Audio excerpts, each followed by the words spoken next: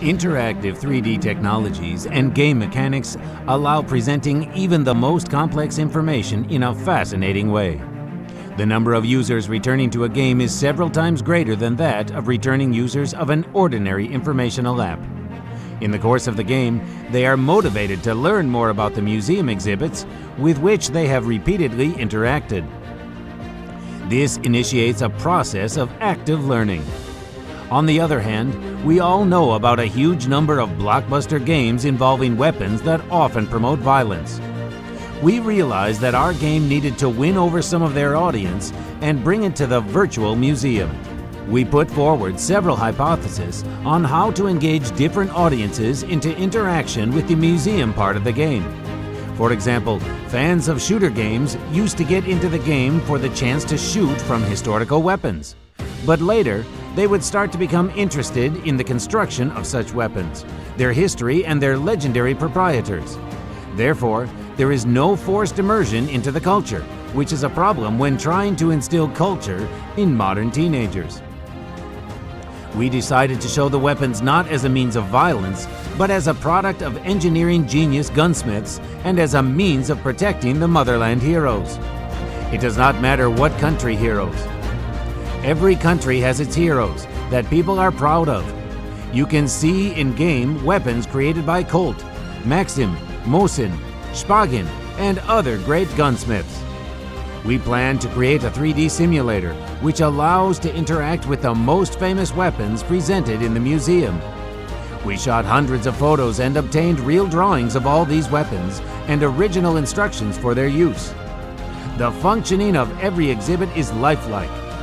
A user is able to see every exhibit in the X-ray mode during any animation, to see the functioning of complex mechanisms at a speed of 1/500th of a second, to disassemble and assemble weapons as a puzzle, and to enter into speed competitions with friends.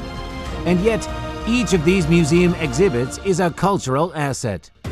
As a result, within the first 2 months from the date of the first release, the game was installed by more than 300,000 users and became popular all over the world. The game was released in 75 local stores of Google Play and App Store. It has been localized into 20 languages, some of them by the game's fans. The interest and activity of our audience permitted the game to take its rightful place among purely gaming projects that enjoy huge audiences and to attract the interest of users in an extra competitive category of simulation games. Nowadays, we get 5,000 to 7,000 new users a day.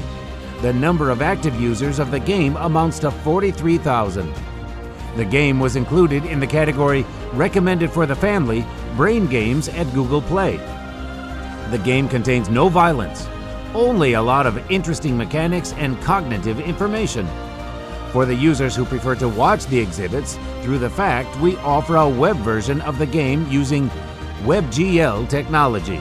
We actively collect feedback through a vote for features and weapons.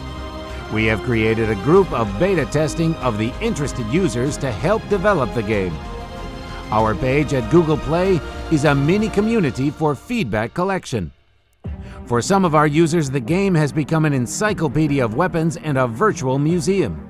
For others, an interesting game, and for others still, a history textbook. As for us, Weapons of Heroes is the labor that inspires us and gives hope that multimedia opens an opportunity to attract extensive masses of people to a wide variety of cultural activities.